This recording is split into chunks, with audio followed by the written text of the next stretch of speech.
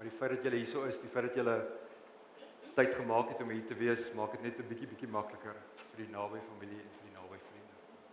Kom ons dit net so, kom ons maak die oë toe en dan lees ek vir ons 'n gebed. Dit is waarskynlik die bekendste gedeelte in die Bybel, Psalm 23. So kom ons dit net so en kom ons roep die naam van die Here aan.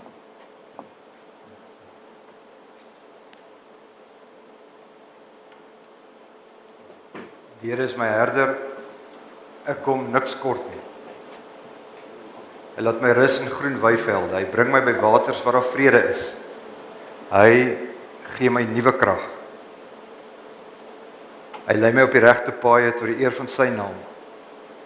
Selfs al gaan ek deur donker dieptes, sal ek nie bang wees nie. Want U is by my, in U hande is ek veilig. U laat my by 'n feesmaal aansit terwyl my teestanders my toekyk. U ontvang my soos 'n eregas. Ek word oorlaai met hartlikheid. U goedheid en liefde sal my lewe lank by my bly en ek sal tuis wees in die huis van die Here tot in lente van dae. Amen. Mag ons vandag, ten spyte van die hartseer, mag ons vandag iets van die Here se liefde, iets van die Here se genade, iets van die Here se vrede beleef. Ek is nou so half versigtig om te vra, bang om te vra, want ek besef hier's net 'n klomp rugby spelers, maar wie van julle het koor gesing op skool? Wie van julle het die kat gemaak vir die koor? 1, 2, 3. Dan maar 'n paar. Ons gaan 'n lied sing. Dis 'n beruiming van Psalm 42 soos 'n wildsbok. So as jy kan sing, gee so 'n bietjie stem man. Help ons boys wat nie kan sing nie. So kom ons staan en kom ons sing hierdie lied wat ook 'n gebed is. Kom ons sing saam.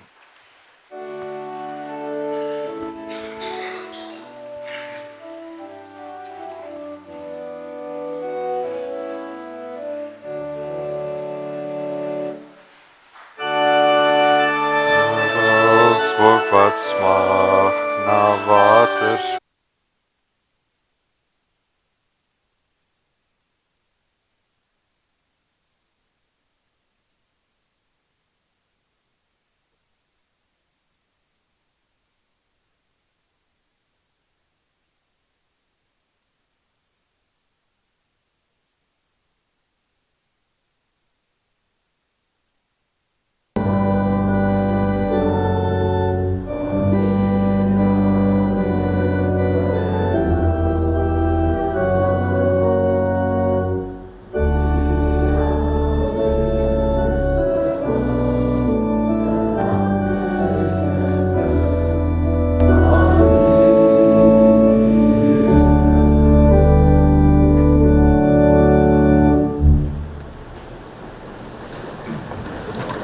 Ons Here, dankie dat ons weet dat U hier is.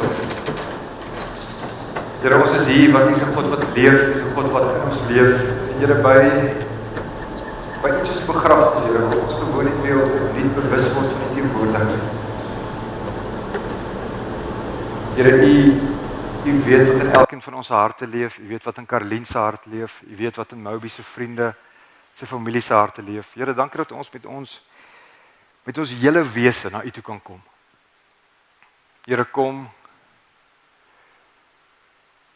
gee vir ons U krag, hierdie nuwe lewenskrag waarvan Psalm 23 praat. Here, kom gee dit vir ons, sodat ons ook vandag treukie vir treukie kan stap, dat ons vandag net uur na uur kan vat, met die wete dat U by ons is, en ook met die wete, Here, dat U al die dae van ons lewe by ons is. Here, mag ons U verheerlik met dit wat vandag hier gebeur. Amen. Julle baie van julle ken vir Adrian, julle ken vir Pieter, julle ken vir Willie, hulle gaan elkeen iets sê. So Adrian, jy is welkom om vorentoe te kom.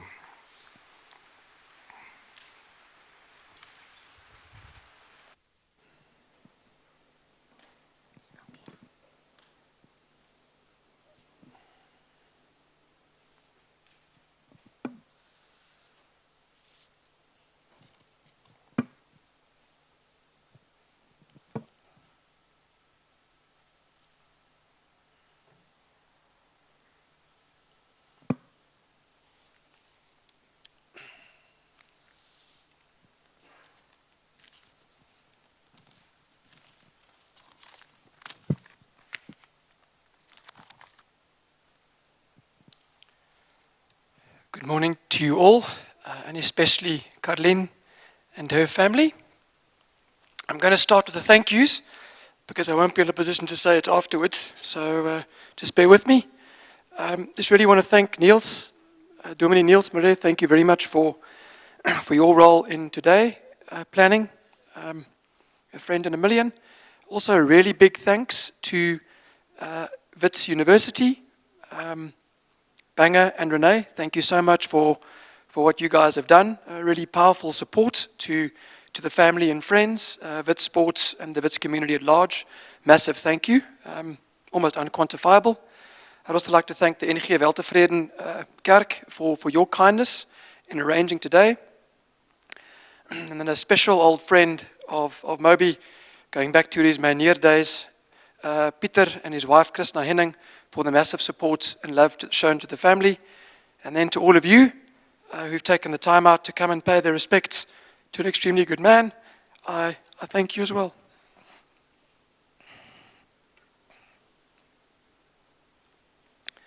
And if I've forgotten someone, we're in a church, so please forgive me.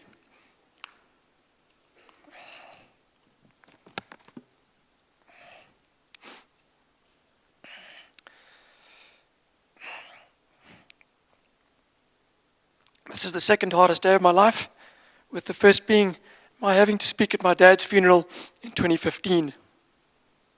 Moby has always been the one saying goodbye to me, first at UJ, after we spent 16 years at UJ together, and then Wits, before we spent 5 amazing years building Wits and rugby in particular. I never thought I would be up here today saying goodbye to one of the best men I've ever met, best men at our respective weddings, and had the privilege of calling a friend. Moby loved the challenge, whether it was learning to scuba dive, playing golf, supporting Everton, playing a trick on a colleague, or taking Wits rugby to heights last seen over 50 years ago with his unique skill set of strategic mind, amiable personality, and one who never compromised his value set, being a firm foundation for all that he achieved, both personally and professionally. While Moby was a fierce and worthy competitor in the boardroom when it came to debating, he knew the real boss was Carlin. I would always give Moby such a hard time as he came from Nigel, yet when we paid up to win half a sheep at the Nigel Golf Day, we spoke of his home with fond memories. One of the things that made our friendship so special was our respective strengths and weaknesses perfectly complemented one another. We were further able to say honestly and respectfully what the challenge was, even if we didn't happen to agree with each other. An example of this was a rather unique former colleague, Karel Mouton, who aspired to follow in Leon Schuster's footsteps, who would often say when he saw Moby and I, "Oh look, here comes Tweedledee and Tweedledum," to which Moby would look at me and say, "You know which one you are, right?" The revival of Wits rugby was somewhat of a miracle, with the cliche that the right people can do anything. But at the forefront of this was Moby, together with Hichu, Etienne, and Chop. We were busy writing a book which would have made for amazing reading. I hope we still get to finish this book as a tribute to the big man. There's a beautiful quote that says, "If you think back and replay your friendship and it doesn't bring you to tears of joy or sadness, consider it wasted." I can honestly say that being friends with and learning from Moby over the past 30 years has played a significant role in molding me into the man I am today. My children absolutely adored Moby. And when he stopped in our driveway, he would run up to them and say, "Scare, scare," with Moby, with him being the godfather to our oldest, Michael. He was so kind that in 2018 he organized a little Wits replica jersey for the boys, who proceeded during a Varsity Cup game against UCT, which we won, to tackle the heck out of each other and all the advertising boards. Moby was convinced they were our good luck charm in distracting the mountain goats, and he made them honorary members, or as my wife and I would refer to them more aptly, honorary hooligans. For many times after Moby gave my boys the jerseys, whenever they heard his bakkie at the gate, they would quickly put on the rugby jerseys on before they greeted Boet to show him how much they loved him and their jerseys. He always made my boys happy. Moby and I for many years loved our golf before we took up scuba diving. We called ourselves Team Mokart. Mo for Moby, Kart for Carter. On one embarrassing day, we bought ourselves Shrixon golf caps for around about $100 each and decided to embroider Mokart at the back. I still have the cap at home today. We had a good chuckle when the embroidery cost 300 Rand, when the cap only cost 100 Rand. I guess we have Tweedledum to thank for this. There's also a CMR golf story where Moby cried laughing. I had just played a terrible round of golf, with Moby having played really well and carried me in our clash against Gerry Gemmerseys and Francois Verschier. While I was busy buying drinks as penance for my poor golf performance, my dad phoned and Moby answered. The conversation went along these lines. Hello, Moby, how are you? Well, thanks, Uncle Lionel. Your son is buying drinks. I will tell him you called. My father says, what are you guys doing? Moby, we just played a round of golf, Uncle Lionel. My father says, how did it go? Well, for me, I shot 80, with Adrian shooting 91. It was a tough day out for him, Moby said. My dad as fast as a whistle. Oh, sorry, wrong number. I was looking for Adrian Carter, and he put the phone down. After this was the longest and hardest I ever heard the former Nigel graduates have a well-earned laugh at my expense. We would never say it directly to each other, but we loved being in each other's company. One of my highlights for around 3 years was looking forward to driving with Moby to and from work every day. What a great way to start and finish the day. As we spend quality time as mates, solving challenges whilst being able to confide and trust in each other like brothers. Quite amazing how two boys, one from Nigel and one from Cape Town, would go on to form a bond like very few. Further proof of the higher powers that play in our lives on a daily basis is how a young man from Nigel was destined to meet and fall for the love of his life from Tarkastad. Even though we fail to sometimes understand his plan, the Lord really does work in mysterious ways. If there was one person you wanted in your corner when the going got tough, it was Michael Gordon Dick. Loyal friend and colleague, with more than his fair share of integrity, for which all in the room who knew Moby here today can vouch for and knew this value to be of his best. A mate of mine coined the phrase proper human, with Moby being the very definition of this term. I remember meeting with Amigo Ngakano at Saints in the middle of 2020 before he left for the rugby manager position at Nelson Mandela University. We spent 2 hours chatting when toward the end of the conversation, Amigo expressed his doubt in his abilities and he was nervous about the next chapter. I responded that he had been taught and mentored by one of the best rugby minds in the country and that he had earned this opportunity through hard work.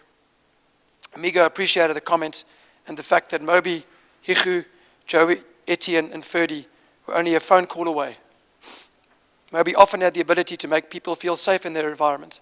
This was one such life-altering time. While Moby never had children of his own, he was a father, mentor, and changer of lives for many. As one of the best tributes I've read was regaled by a gentleman called Aaron Nenga, which goes as follows. It is sad to realize we don't have a picture together. You single-handedly changed my life. You saw a Zimbabwean rugby player and ensured I signed a professional contract in South Africa. Even when I moved to a rival team, after each match, you were always encouraging, advising me on my game. You genuinely cared for my growth and development. You helped me adapt to life in South Africa, and even though my rugby career never took off, rugby paid for most of my studies, which led me to my life now. I'm sure thousands of guys will have a similar testimony for believing in a short little player from Zimbabwe and our constant communication post the rugby world. Moby, you will always and forever be cherished in my heart. Go well, from Aaron Nenga. This is one of many which speaks to Moby having changed their lives. If I needed help with a sick child, injured dog, or broke down 446 kilometers away from Johannesburg, I knew I could always call on Moby. I knew, like many in the room here today, he would always answer my call.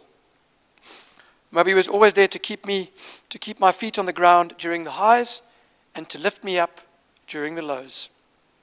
A friend and human and rock like no other, a true example for his fellow man. I can honestly say some of the best and most memorable moments in my life were spent with Moby. I will forever treasure these. He found someone special in Karlin who was the rock in his life, who he loved like no other. She was the voice of reason and always, like Moby, did so much for many others, went above and beyond to help and support Moby in enabling him to achieve the amazing heights he did at Wits and in life. Karlin completed Moby, and she always had the ability to refresh and renew Moby after a breakaway. There were very few blockhouses in the Republic that the special couple did not visit, and as few can attest to here today, he would not easily be caught out when asked to identify the location of a blockhouse. Moby loved his hunting. Although a good few bullets were wasted, he has his Swati Gerrit to thank for at least being able to bring back some droewors and biltong from his hunting trips.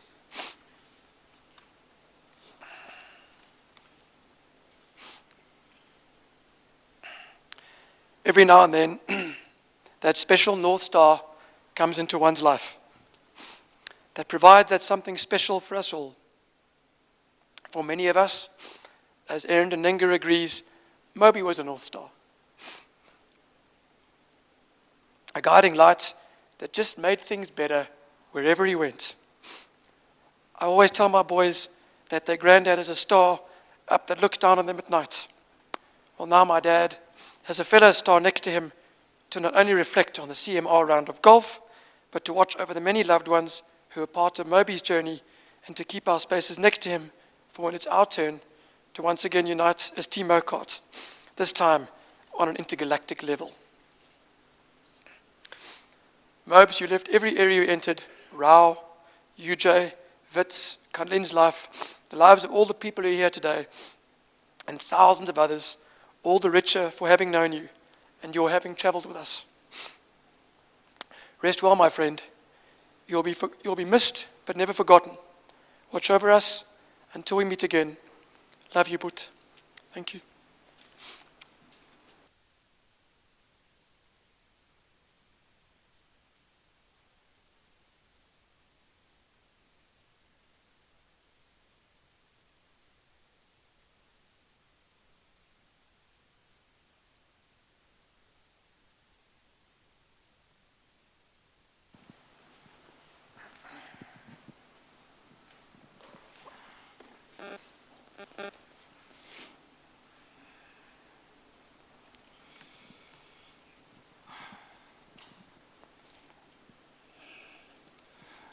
Okay. All right, Adrian, I've heard that speech in our trip up and down to Orania that we did. And still, when I sat there, I listened and I said, yo, Adrian, 30 years, you knew him, and that's a summary. All right. Vir ons ander wat hier is, ek dink toe Adrian en Karlin, toe ons die Sondagoggend gepraat het oor 'n herdenkingsdiens, was dit moeilik. Maar ons het geweet, logisties het dit net beter sin gemaak het om ook aan Mike op hierdie manier hulde te bring. Okay. Om 31 jaar van vriendskap op te som is moeilik. Maar soos julle weet, ingenieurs sit goed in pakkies en pak dit uit op 'n manier en sit dit in logiese volgorde. So ek het nie soos Adrian 'n speech voorberei nie, want partykeer is dit beter maar net te praat oor wat uit die hart uitkom. Okay, ons het ontmoet in 1991 in 'n daghuis myneer wat nie meer bestaan nie. Maar hier is 'n hele klomp van die ou mynere wat hier sit. Goeie vriende geword, Club George. Soos ek al vir Chris nou gesê het, as daar sekere goed gebeur het, en sy ma en my ma het geweet wat het ons gedoen as studente, dan sal ons 'n lang en diep gesprek gehad het met 'n intervensie en ek weet nie wat alles nie, maar ons was nie soet, ons was nie altyd die voorbeeldige ouens wat ons altyd was nie, of probeer gewees het, nee. En ek kan sien Hoffie skud sy kop en hy kan dink aan goed en Julian dink ook aan goed.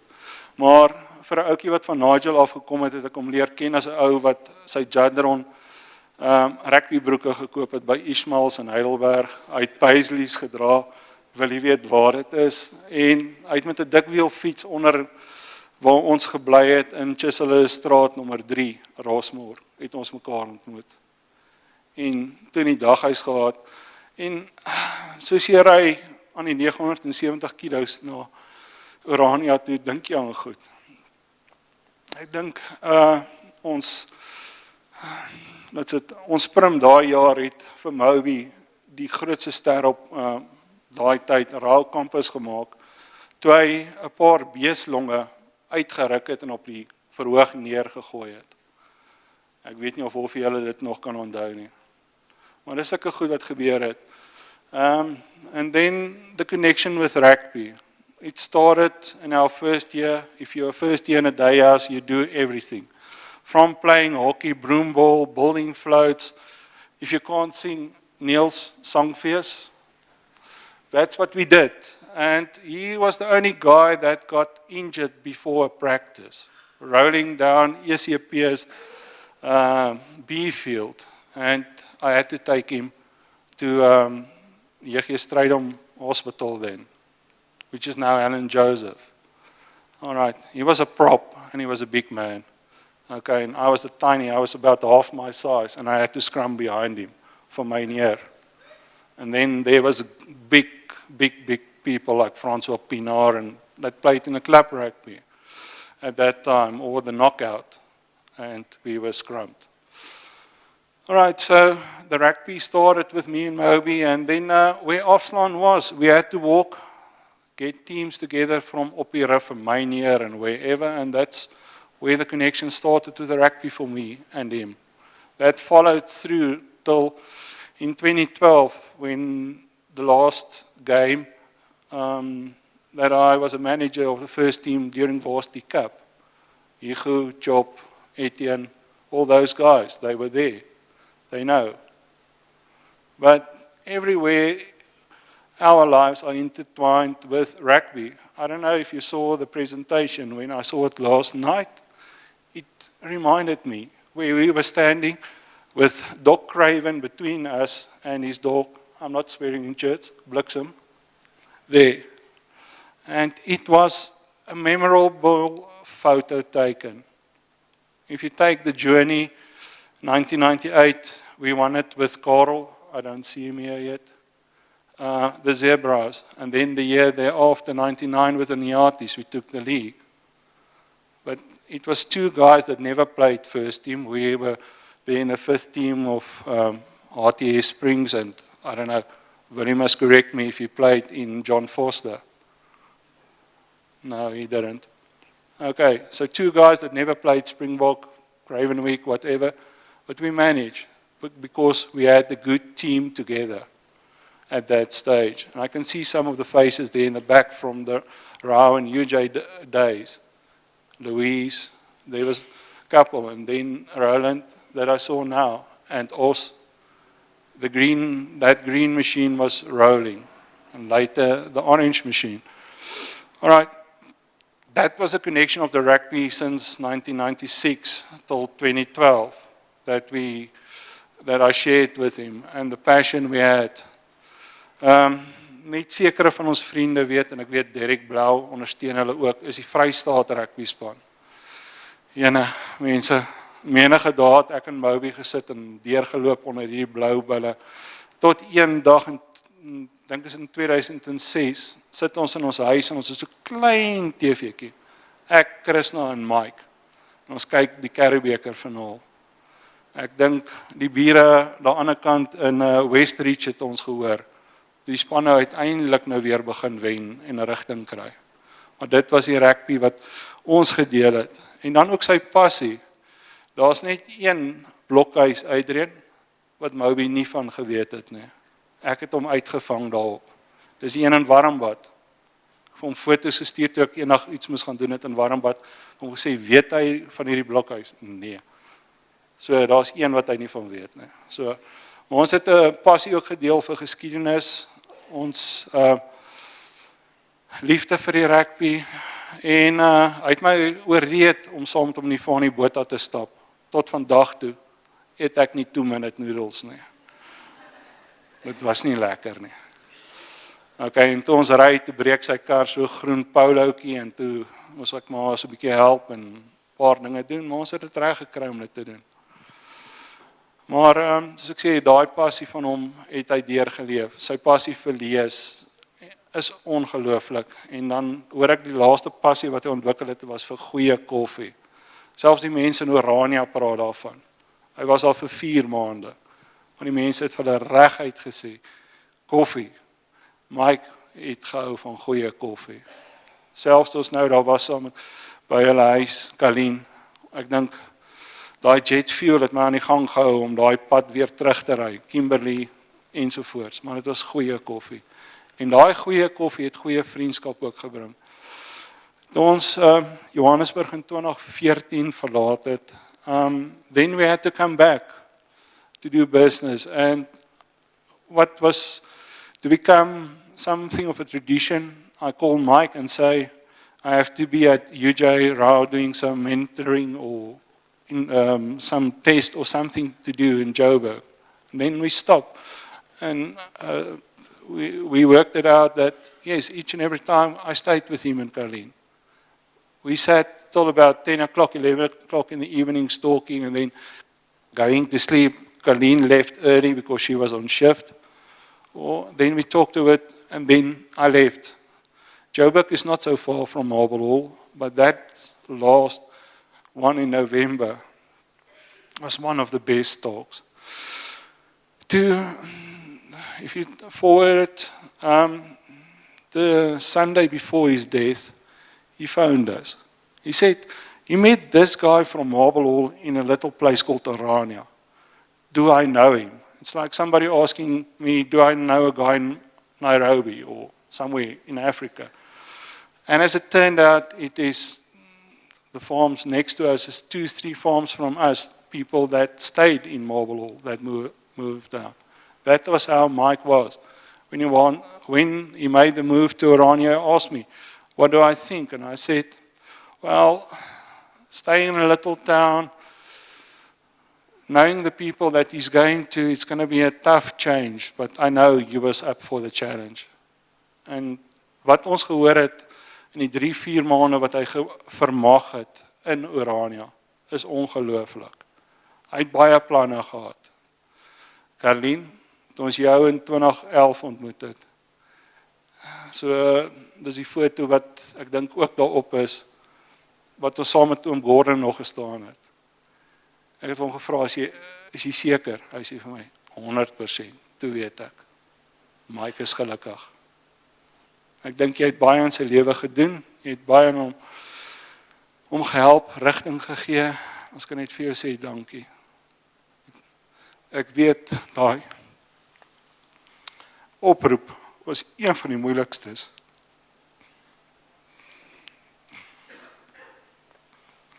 Daai oggend. Want soos gaan op 'n plaas, mens begin en jy sien Martin bel jou, jy sien jou neef bel jou, almal bel jou, maar jy weet nie wat aangaan nie. Tot ek met Karlien gepraat het, toe kan ek hoor, daar's 'n rustigheid. En ek dink, Karlien, ons sê dankie vir die 11 jaar wat jy saam met hom was. Jy het baie vir hom gedoen. Okay, maar as ek sê, 31 jaar van vriendskap, kan mens nie opsom nie. Maar, soos ek gesê het, toe ek begin het is, almal wat hier is, ergens het Michael Gordon Dick groot spore getrap in julle. Was dit by die ou sportbureau, ek sien die personeel is hierso, was dit met die Rao UJ mense, Wits, en ek sien hier goed daar agter. Hy was groot, okay, en hy was 'n swaar man om in die graf te sit. Ons het 'n bietjie geknor, jy kan maar vir Adrian vra.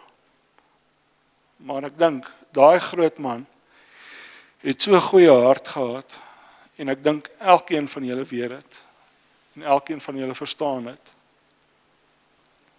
Maar mens kan terugkyk en sê hy het baie bereik, maar hy het ook baie wat hy nog wou bereik het.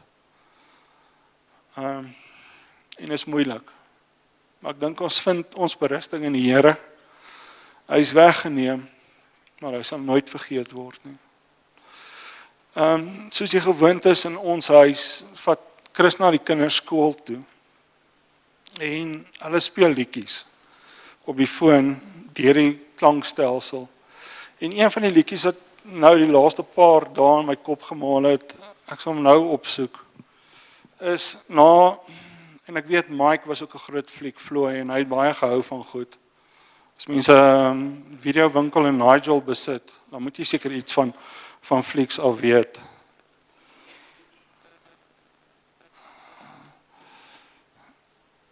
Dit was na die dood van Paul Walker, as ek dit reg het, van die Fast and Furious franchise, het hulle 'n liedjie uitgebring en die ou wat hom gesing het was Wiz Khalifa. Om daai Vrydag op te som, gaan ek sy woorde aanhaal. It's been a long day without you, my friend. All I tell you, all about it when I see you again. We've come a long way from where we began. Oh, I'll tell you about it when I see you again. Okay. Alright, ek gaan nie daai lees nie. All the planes we flew, as ek dink aan al die toere en die goed wat ons gedoen het, rugby toere, iets waarvan ek niks geweet het nie, swem. Sulke goed, dit was ongelooflik geweest. En dan weer 'n toer in Prof Gerry sal ek nou daaroor vra. Na Oos-London toe met 'n paar lewendige rugby spelers. We flew, good things we've been through. En ek dink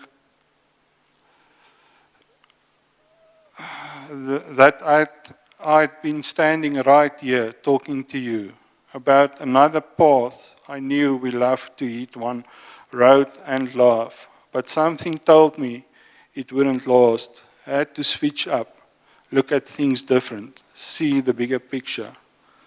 Ons elkeen, Mike het syne nou gedoen, 'n jaar gelede het verander. Ek het in 2014 van die akademie na die plaas beweeg.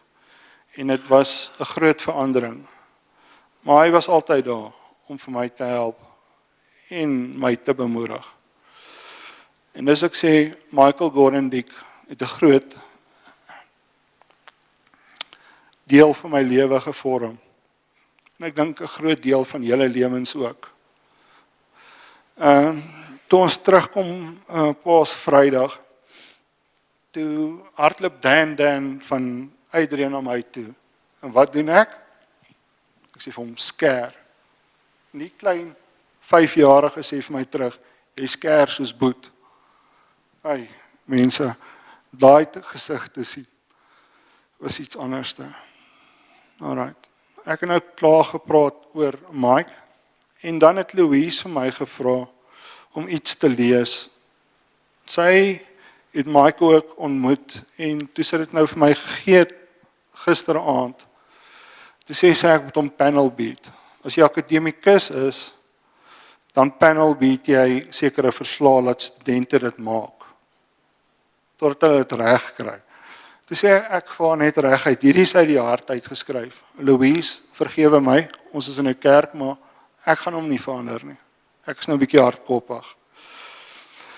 Sy begin, Bobby, 25 April 2022. Karlien, familie en vriende. Baie dankie vir die voorreg om vandag 'n paar memories van Bobby met julle te deel. Om meer as 25 jaar in 'n paar minute op te som, is moeilik. Die van julle wat my ken, of van my weet ek, of gehoor het, ek praat baie, Louise kan baie praat. Right, dis reg so, die wat my baie goed ken, weet hoekom dit daar gelaat. Die gedagtes is 'n persoonlike aangeleentheid en nie as verteenwoordiger van enige instansie nie. My passie vir rugby en sport dateer dekades gelede.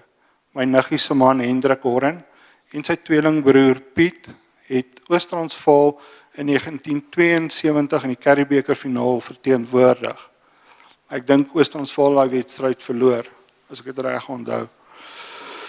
My pa se niggie se seun is niemand anders as one and only Gerald Bosch. Laasgenoemde het Oos-Transvaal met 'n skepskop in die laaste paar minute die beker ontneem. Daai rooi duivelspan van 1972 was fenomenaal. As student het ek nie vir Moby geken nie. Hy was 'n besonderse goeie student, 4 grade, almal in minimum tyd af voltooi. Daarna is hy in 1999, glo dis naby, aangestel as sportbeampte in die sportbureau by Rau. Hy het vir jare rugby en ander sportsoorte met totale oorgawe gedien. Hoekom al die mooi woorde nou? Want Moby was 'n nederige mens.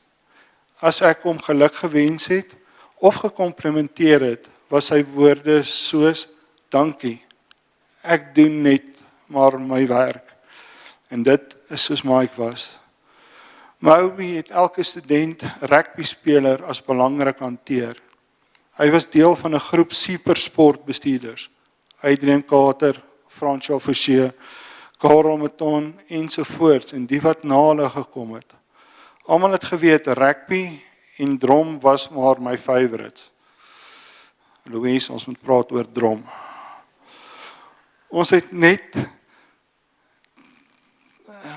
met tye iets wat verskil met rede, maar altyd daardeur gewerk. As daai uitbreiding, die bekende uitbreiding 3317 gelei het, gedurende die eerste paar maande van die jaar, was dit normaal. Louise, is jy daar? Ek kan al sien, is dit Mike agter 'n foon. Louise, is jy daar? Want hy moet vinnig iets gaan uitsorteer. Ek moet jou kom sien.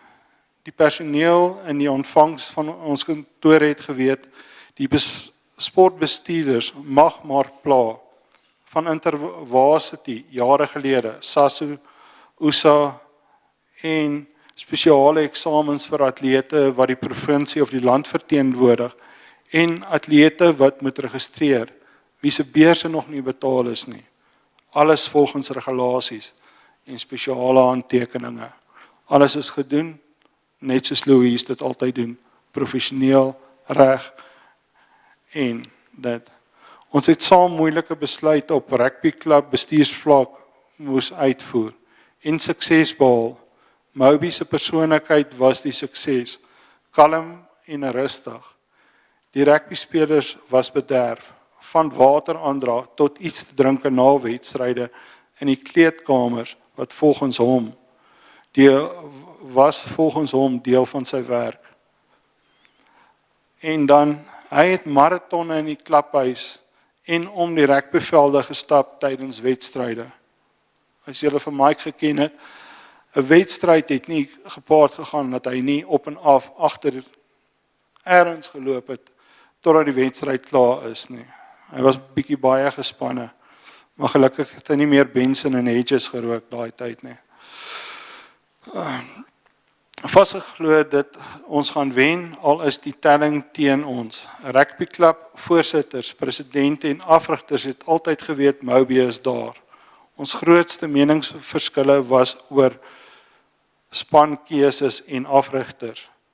Daarom het hy my baie kere moes vra om asseblief nie weer die afrigters en spelers aan te spreek nie.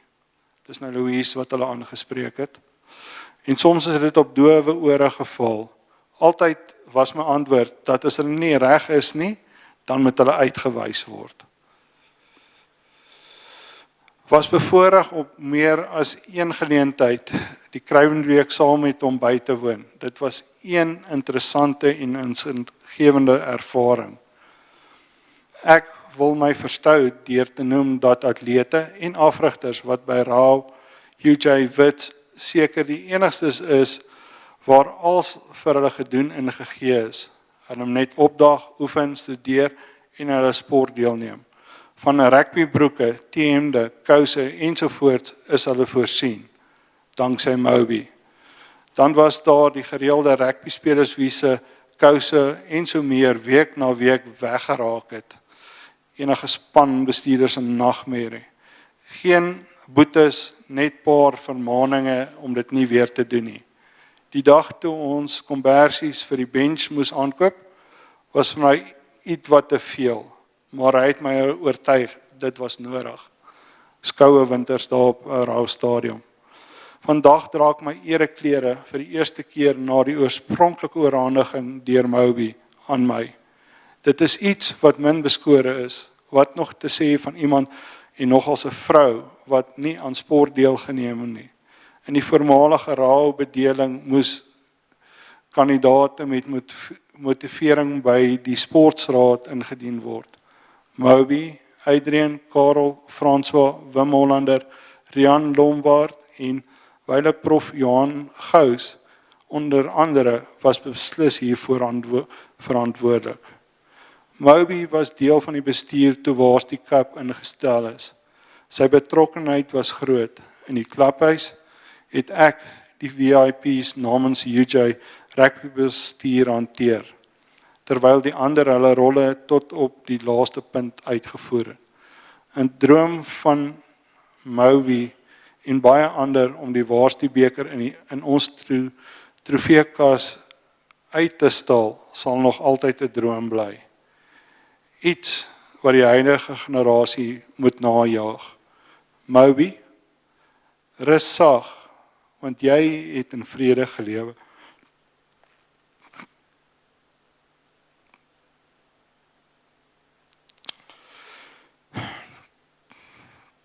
Mooi loop. Leef liefde. Groete Louise.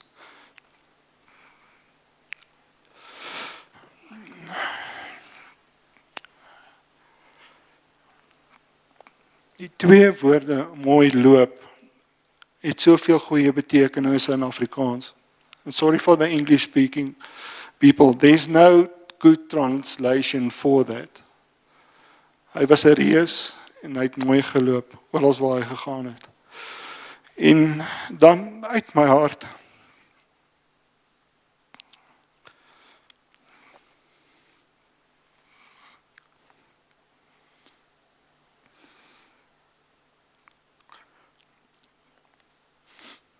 Adrian, dankie. Dankie vir alles. Maar soos hulle sê, agter elke goeie man staan daar 'n ekstra spesiale vrou. Marika, die 5 dae wat jy vir ons vir Adrian geleen het, om Karlien by te staan. Ek sal dit nooit vergeet nie. Dankie. Ek het nou klaar gepraat. Ek wil dan vir Willie vra of hy 'n paar woorde kan sê.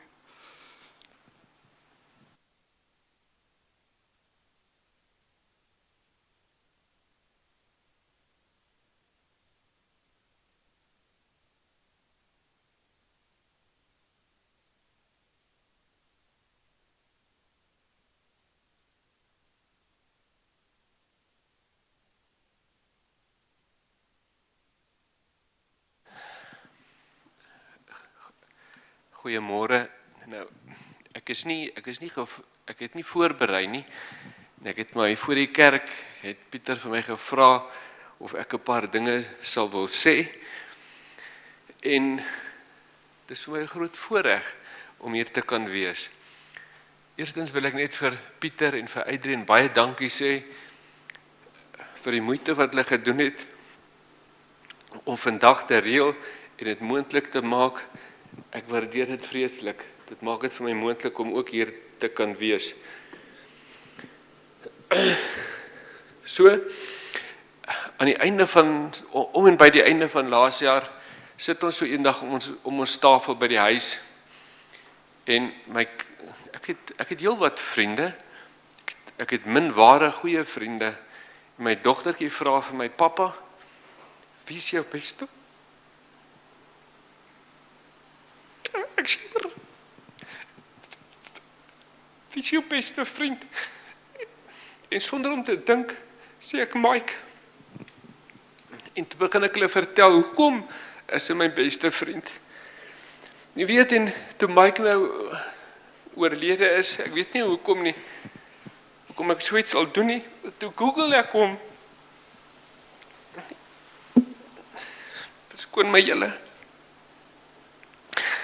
en by sy Twitter-handle, dink ek het hy vir ons 'n baie goeie opsomming gegee, daar staan Christian, husband to an awesome wife, scuba diving addict,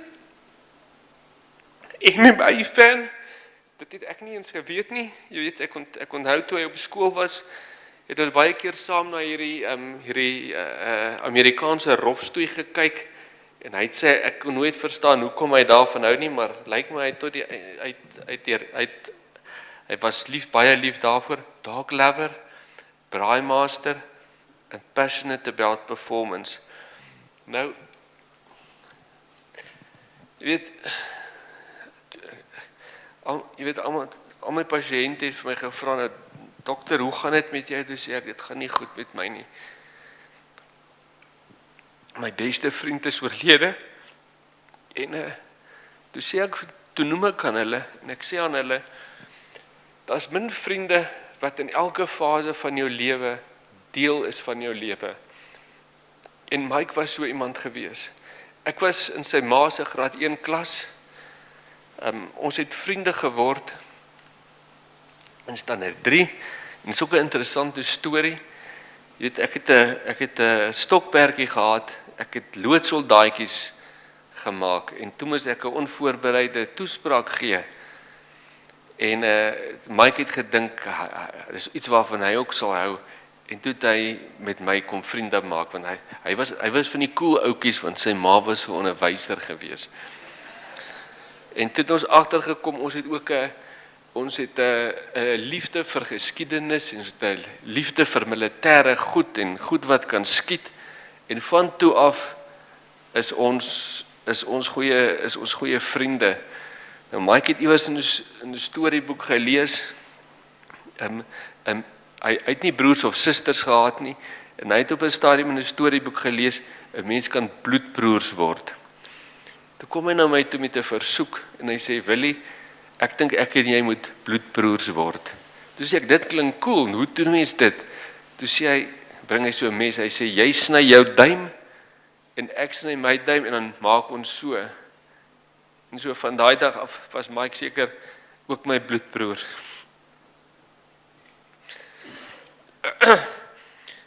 Almal praat oor Mike se liefde vir jag. Weet, ek was daar toe dit begin het. Weet, ons het saam, ek was die eerste ou wat 'n Daisy gehad het, en kort daarna het Mike ook een gekry, en die voëls het nie veilig geleef daarna nie.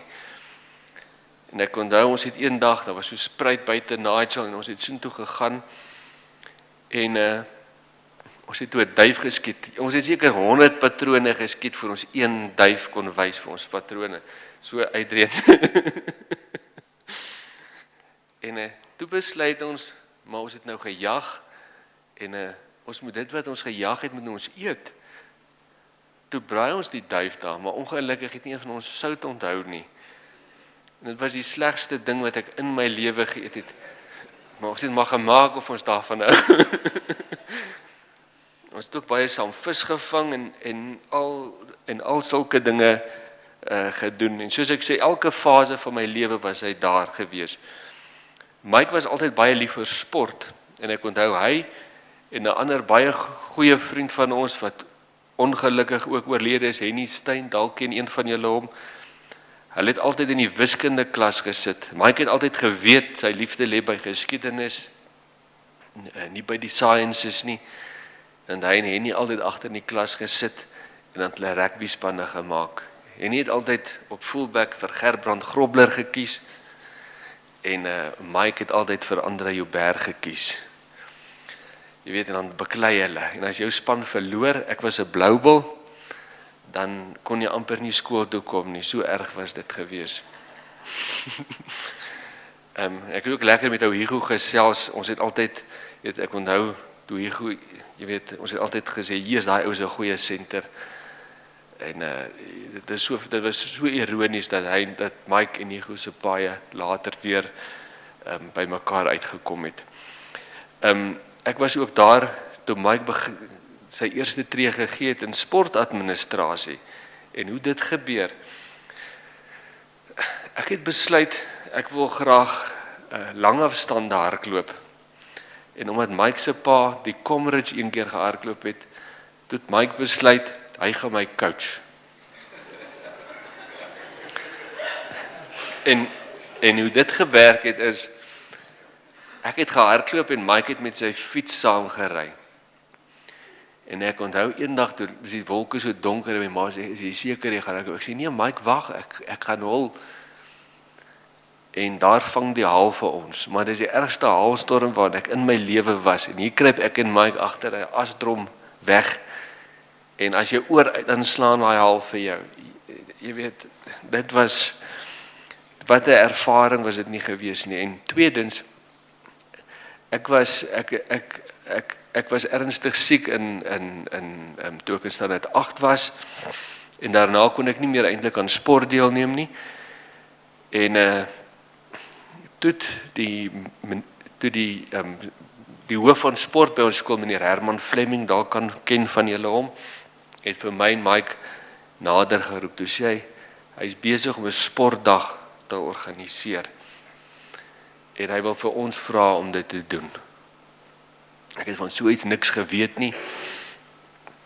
En dit was my ongelooflik om te sien hoe Mike se natuurlike administrasie skills na vore gekom het. Dit was seker die eerste ding wat hy georganiseer het. En hy het dit so ongelooflik gedoen. Ek het teruggestaan, ek het gedink, wow, dit was incredible hoe hy dit gedoen het. En toe het hy nou van daar af gaan skool hou. 'n Ander interessante staaltjie, dalk sê van die mense van Delta Park hier, ek weet nie of een van julle hier is nie. Dis eintlik 'n geheim gewees, maar soos julle weet, die kinders daar, daar's baie hiperaktiewe kinders. En nou wil hy sy rugby span moet goed speel. Maar die onderwysers moet vir hulle pille gee. En dan Mike altyd as prins nie hulle pille vir hulle gegee. Dan sê hy, kom hy daar in die personeelkamer, tweede pouse, dan sê hulle, wat is fout met die kinders? nie een wil jy weet, hy kan hulle hou nie, hy sê, hulle is seker maar net opgevonde oor die rugby.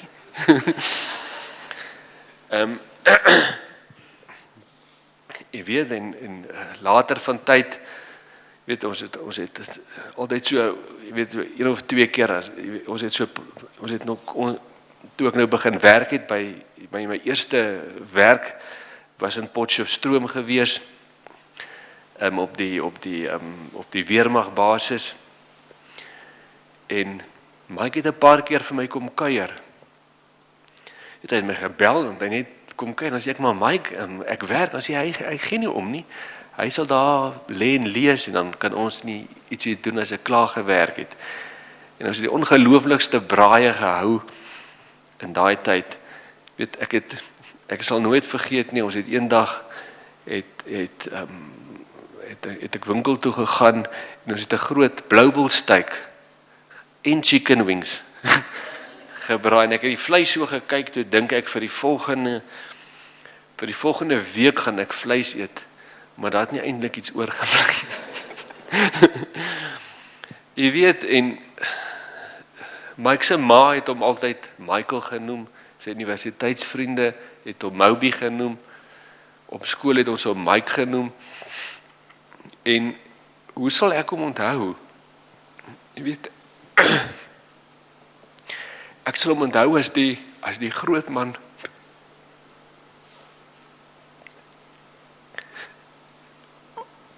Ekskuus julle, met die groot hart. Jy weet, hy het altyd moeite gedoen ek het nou nog goeders, ek het nou nog aandenkings wat Mike vir my gebring het as hy in Poland was. Hy was in Poland met 'n universiteitsstorie, het hy vir my 'n hoed gebring. Weet, my foon sal lui, dan sal hy vir my sê, Willem, wat 'n groot hemp dra jy? Dan sal hy Kaap toe kom, dan sal hy vir my 'n rou hemp bring. Net omdat hy nice is. Toe ek kinders gehad het, Willie, wat se groot hemp dra Michael? Dan bring hy vir my iets vir my seun. Agter in hulle tuin het hulle 'n groot pruimboom gehad. En hy het agtergekom dat ek is baie lief vir die pruime. Dis nou so ietsie so kleins. En altyd as Mike my kom besoek het, as hy vir my kom kuier in Pretoria of hy kom kuier vir my dan bring hy vir my 'n groot sak van die pruime saam. Dis ietsie so kleins, maar dit sê wie Michael was. Toe ek nou jy weet, ek was bo op Tafelberg toe ek die nuus kry van Mike se heen gaan. My broer het vir my kom kuier van Australië af en ons het opgehike daarvoor en toe ek daar kom toe kry ek die nuus. Jy weet, en dit was vir my, dit is, ek dink ek het vir Karlien gesê, ek sal altyd aangename gedagtes van Mike hê, maar dit voel vir my asof daar 'n stuk van my lewe is wat afgesny is. Het sal altyd daar wees, maar dis ongelukkig is daai stuk van my lewe verby. Jy weet, 'n paar jaar, om vir julle nog 'n paar dinge te vertel, net van die tipe mens wat Mike was. So 'n paar jaar gelede het my seentjie in 'n crickettoernooi gespeel in Klerksdorp van alle plekke. Kom ons almal van die Kaap af en ons speel nie ek SMS vir Mike net om te praat. Hy sê, Willie, ek kom vir jou kuier. Ry hy deur van Johannesburg af. Ek kom kyk 'n uur saam met my cricket, hoe my seentjie speel. Hy bring vir my 'n stuk droewors. Hy het geweet waar om die lekkerste droewors te koop. Hy sê, as jy hierdie pad ry, daar is die lekkerste droewors. En dit was so gewees. Hy bring vir my die lekkerste stuk droewors. Hy kyk 'n uur saam met my en hy gaan weer terug. En die laaste keer wat ek hom gesien het, was einde laas jaar. Die laaste keer wat hy 'n werkverwante besoek aan Kaapstad gegee het. Toe bel hy my. Toe sê hy kom, jy weet, hy wil graag by my draai gooi. Hy was baie besig gewees weer eens. My seun het cricket gespeel. Ek het langs die cricketveld gestaan. Hy het daarna toe gekom. Ons het 'n koppie koffie saam gedrink. Hy was baie lief vir koffie. So ek het vir hom lekker koffie gaan koop. En dit is die laaste keer wat ek hom in my lewe gesien het. Weet, ek het hom ontmoet 1980. Ons het regtig vriende geword 1983. En ek wonder of daar 'n periode van 3 maande verbygegaan het wat ons nie op een of ander manier kontak gehad het nie. As hy 'n lekker boek gelees het of as ek 'n lekker boek gelees het, dan ons mekaar gebel. As hy iets is van die geskiedenis wat hy met my wou deel, dan het hy my gebel. Daar was 'n stadium wat ons vreeslik staproetes ook gedoen het. Ek en hy het die volle van die Botha gestap al. In die volgende jaar het ons die volle Blyde Rivierspoort gestap. En ek onthou, daar was een van die dae wat jy 'n keuse kon maak. Jy kon 'n lang roete vat of jy kon 'n korter roete vat. Dus die lang roete is die mooiste deel van die staproete. Die korte roete is die ou poskoetspad. Dit is meer geskiedkundig. Toe het Mike die geskiedkundige roete gekies. En ek en my broer het die lange roete gekies. En dit was 'n hengse roete en ons was amper dood. En toe ons aankom by die kamp, Toe wag Mike vir ons met 'n groot smaal. Hy sê, "Julle het lekker gebrul, nê?" Nee. Ons sê nee, ons is amper dood. Hy sê, "Julle gaan my nie glo as ek vir julle sê ek het nou net 'n soft serve gehad nie."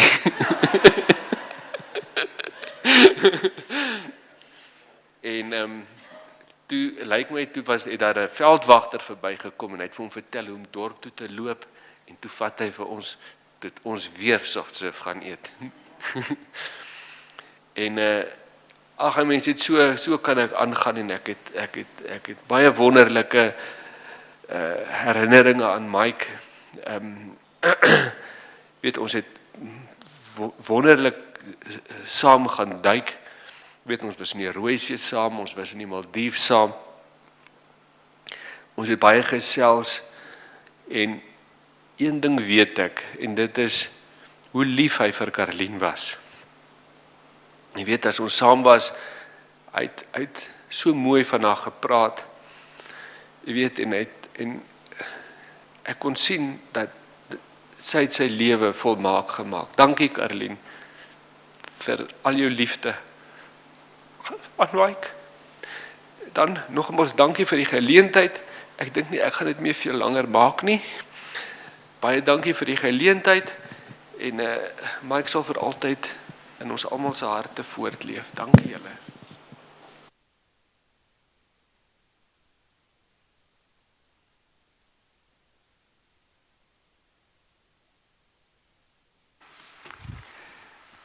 Julle kom ons staan net op so 'n bietjie. Groet bietjie mense rondom julle. Kom ons vat net so 30-40 sekonde breek.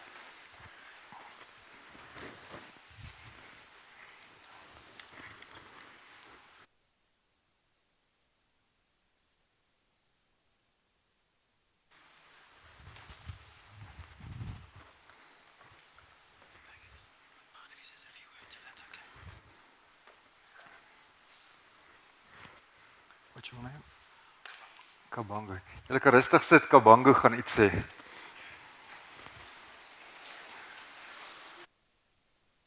Thank you.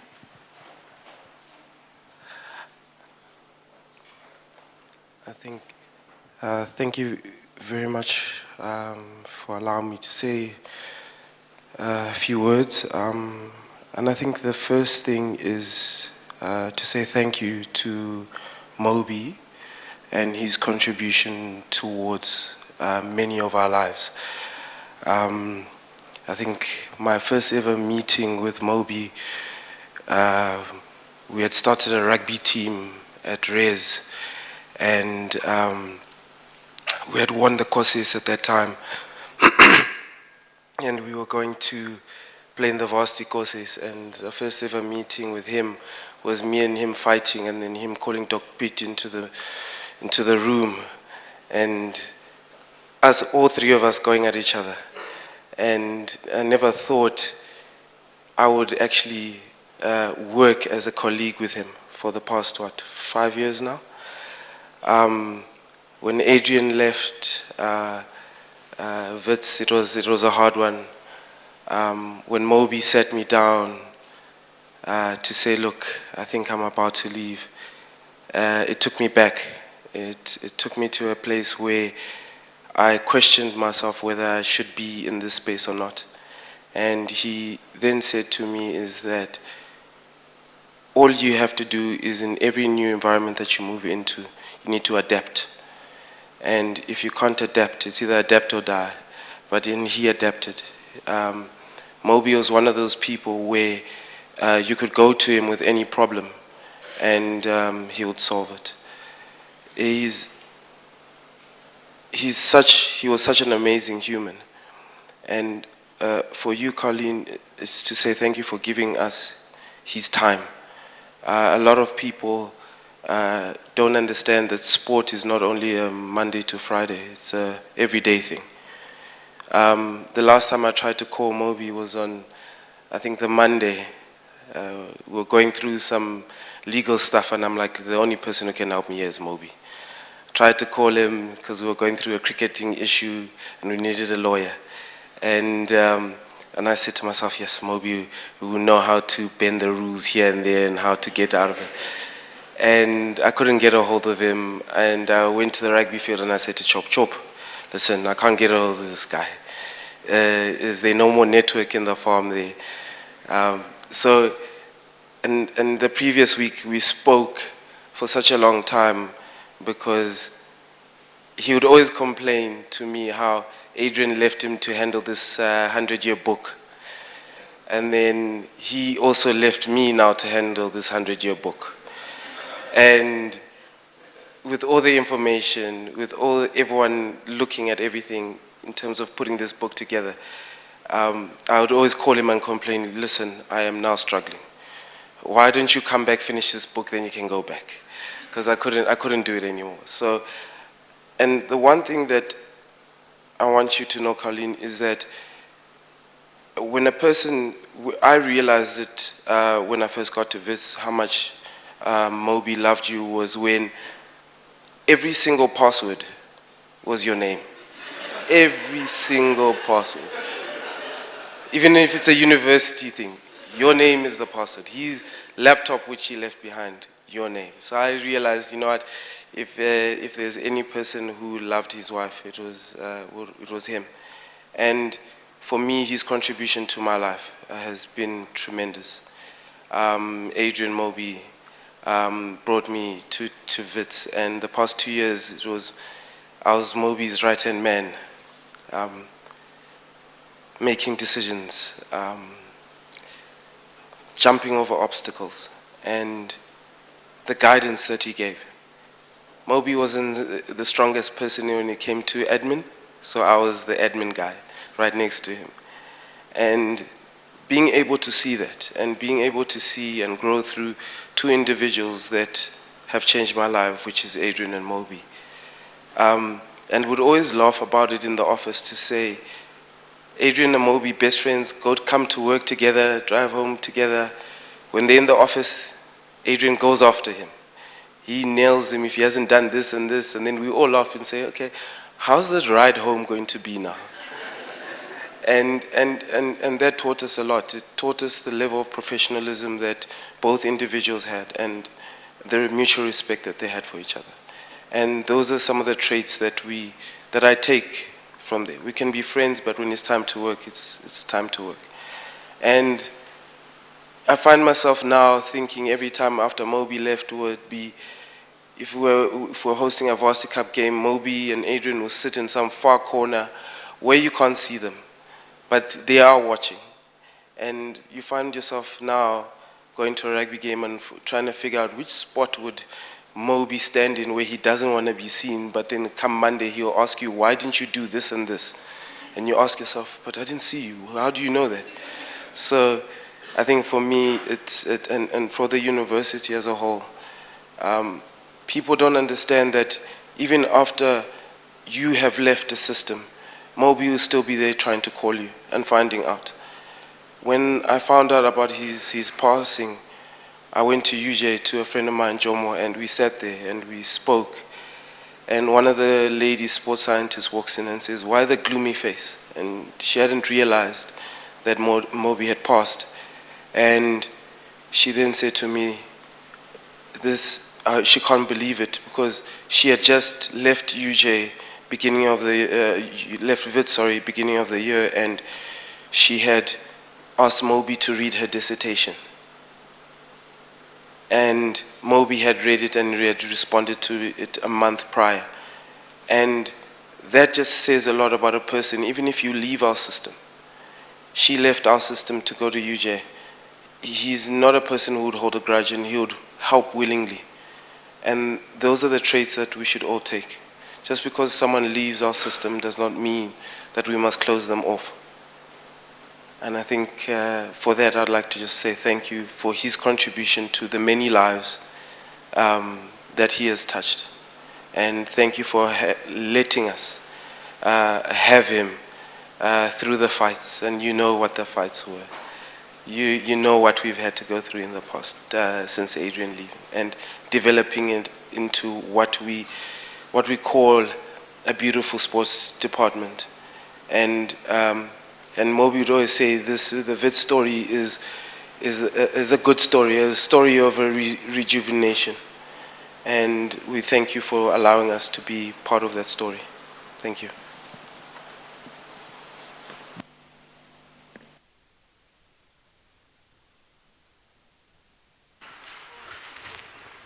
Julle ek ken so die helfte van julle verskriklik goed, maar die een ding wat ek van almal van julle weet is nie een van julle is nou lus vir 'n lang preek nie. Wie sal my toestemming gee vir 'n 6 minute preek? Is julle gemaklik om hier Karlien 5 minute. Alraai. Of sal jy my gou kom help? Ek soek 'n rugby speler wat baie keer 'n besering gefake het en dan net kom lê. So ons kom lê net gou hierso. Ek weet nie of jy dit al gedoen het nie, maar ek het nou net aan jou gedink gister. Alraai. Jy gaan niks doen nie. Ek gaan jou nie embarrass nie. Lê net. Ons breek bietjie die oppositie se momente. Ek sê is baie sterk ouens, ons sal jou almal ophelp. Lê gou. Een woord. Anastasis. Sê dit gou saam met my. Anastasis. Kan ons dit 3 keer sê en sê dit bietjie met gevoel man. Anastasis. Lê man, lê. Anastasis het beteken, dis 'n woord wat kom uit die antieke tyd. Ons kry dit in die Nuwe Testament. Kom ons sê hierdie kersie simboliseer jou lewe. Anastasis het beteken jy sterf, Jy sterf en dan gaan jou siel, jou wese, jou essensie weg na 'n ander plek toe. So jou liggaam is dood. Anastasis beteken dit gaan weg, maar dan kom jou siel, jou lewe, jou essensie terug en jy lewe weer. OK, dankie ons. Nou het ek op jou gemors. Alright. So die 5 minute iets oor die woordjie anastasis. So wat beteken dit as jy dit gaan Google resurrection opstanding? So jou lewe, jy sterf, jou lewe gaan uit jou uit. Jou lewe kom terug na jou toe. Moby was 'n baie liefde geskiedenis. As ons gaan kyk na die tyd voor Christus en ons gaan kyk wat het die mense in die Grieks-Romeinse wêreld gesê oor anastasis, dan kom ons agter hulle het geensins in anastasis geglo nie. Daar was 'n zero belief in anastasis. As jy dood is jy dood. Dis nie dat hulle gedink het niks gebeur nie. Daar was so 1911 teorieë oor wat die mense gesê het met jou gebeur. Van die ouens het gesê het as jy regtig 'n dapper vegter is, dan gaan jy vergoddelik word, jy word een van die gode. Van hulle sou gesê het nee man, dis ligte uit. As jy dood is jy dood. Van die ouens het gesê het as jy in die skool was van Plato, sou hulle gesê het jy word deel van die een. Maar die punt is, as die van julle wat in die akademie is, as julle na 124 primêre bronne gaan kyk oor anastasis in die tyd voor Christus, sê almal vir jou, moenie jou hoop daarop plaas nie, moenie jou chips daarop sit nie, daar's geen manier dit kan gebeur nie. So voor Christus, anastasis, Grieks-Romeinse wêreld, zero geloof in anastasis. As jy dood is jy dood. As ons gaan kyk na die geloof van die Jode, as ons gaan kyk na dit wat ons in die Ou Testament kry oor anastasis, oor opstanding, dan kom ons baie vinnig agter, die Jode het gehoop op anastasis, maar dit was geensins 'n kernbestanddeel van hulle geloof nie. Daar's nie een boek in die Ou Testament, die van julle wat Christene is, daar's nie een boek in die Ou Testament wat wentel rondom anastasis nie. Daar's nie eers een hoofstuk in die Ou Testament wat primêr fokus op opstanding nie. Hier en daar is daar 'n teken, is daar 'n spoor, maar dit is baie klein. Jy kry iets in Psalm 16, iets in Daniël 12 vers 1 en 2, iets in Eksodus 3 waar net wat die name van 3 mense genoem word wat reeds gesterf het, maar anastasis opstanding was 'n side issue vir die Jode. So om vinnig op te som vir in die Grieks-Romeinse wêreld glo nie in anastasis nie. Die Jode het gehoop op anastasis, maar dit was glad nie sentraal in hulle lewe nie. Wat sentraal was, is God is die skepper, hy is die almagtige, hy is die een wat die hemel en die aarde geskep het en ons het die wet, ons het die Torah gekry en dis vir ons belangrik.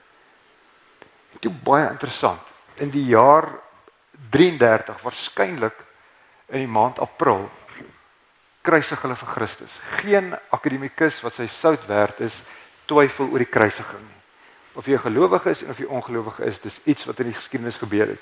Jy kan Google gewoon net die buitebybelse bronne, buitebybelse verwysings van die kruisiging. Die kruisiging van Jesus Christus is 'n historiese gebeurtenis. Kom ons skiep daai tyd en ons gaan kyk wat het gebeur 10, 20, 30, 40, 50 jaar na die kruisiging. Ons kry hierso 'n groep mense wat 'n absolute obsessie het oor anastasis. En dis die woord wat hulle gebruik. So die Grieks-Romeinse wêreld, hulle glo nie daarin nie. Die Jode, die mense van die Ou Testament, hoop daarop, maar ek bedoel dit word eintlik nie eens aangespreek in die geskrifte in die Ou Testament nie. En hierso sit jy met 'n groep wat hulle lewe wy aan Anastasis. Hier sit jy met 'n groep mense wat sê maak ons dood, julle kan ons martel, julle kan met ons doen net wat julle wil. Iets het gebeur. Anastasis was deel van die vroegste geloofsbelijdenisse. Die woordjie Anastasis, die opstanding, was deel van die liedere wat hulle in die kerk gesing het. Die opstanding was deel van die kuns van die vroeë kerk.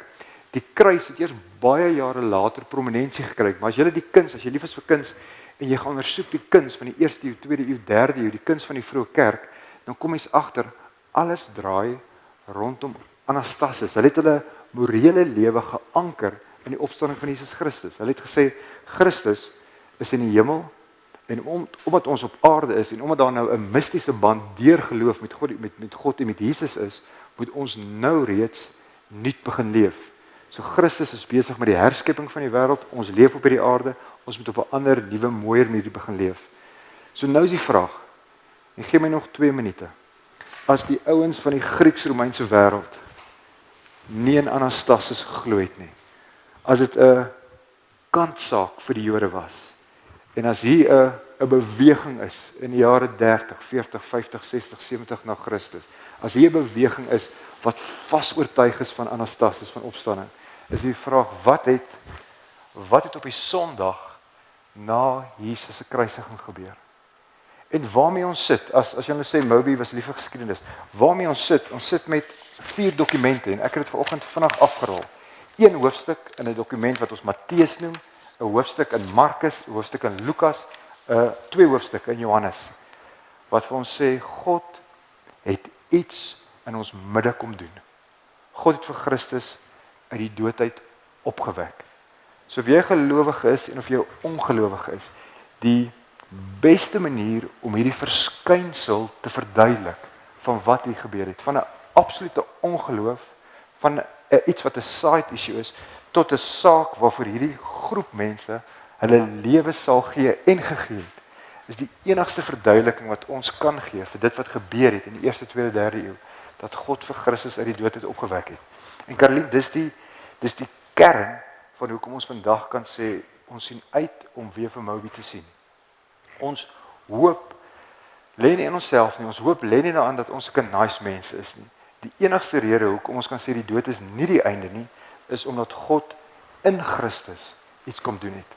En daarna ons vas. Dis ons enigste hoop, dis ons enigste troos vir 'n tyd soos hierdie. So mag ons, of jy gelowig is en of jy ongelowig is, mag ons erns maak met dit wat hierso gebeur het. Ons geloof het 'n historiese basis. Ons geloof het nie begin omdat 'n klomp disippels gesê het, julle ons het iets geglo nie. Of ons wil iets glo nie. Ons geloof het 'n beginpunt en ons geloof se beginpunt is die feit dat ons disippels die opgestane Christus gesien het. So hulle het iets gesien en dit was die begin van die kerk. Wat het hulle gesien? Hulle het Christus gesien wat opgewek is met 'n verheerlikte liggaam. So mag ons ook uitsien na 'n tyd waar ons ook ons geliefdes eendag weer gaan sien. Amen. Ons Here, ons enigste troos in lewe en in sterwe is dat ons aan U behoort. Here, ons weet en in hierdie tyd is ons uiters bewus van ons eie sterflikheid.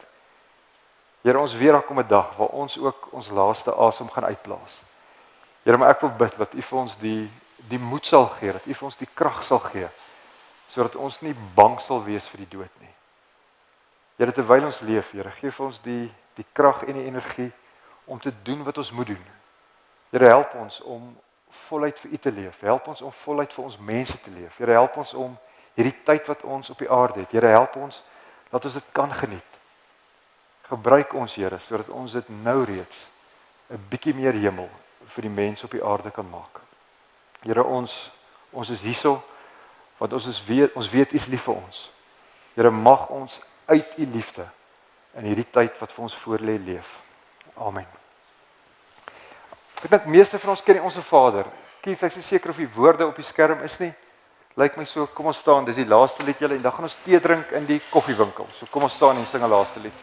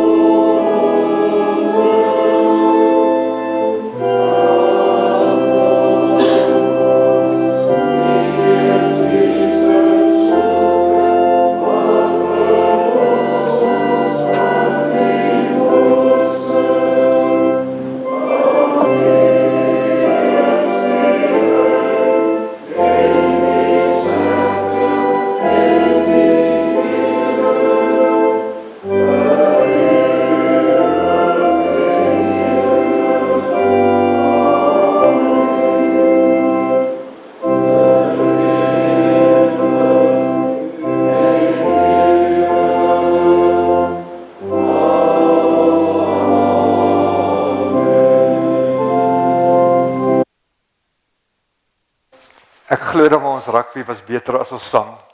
Julle, ek is nie doodseker wat die koffiewinkel is nie, maar is baie naby. Adrian, is dit so 50 meter in daai rigting op die terrein.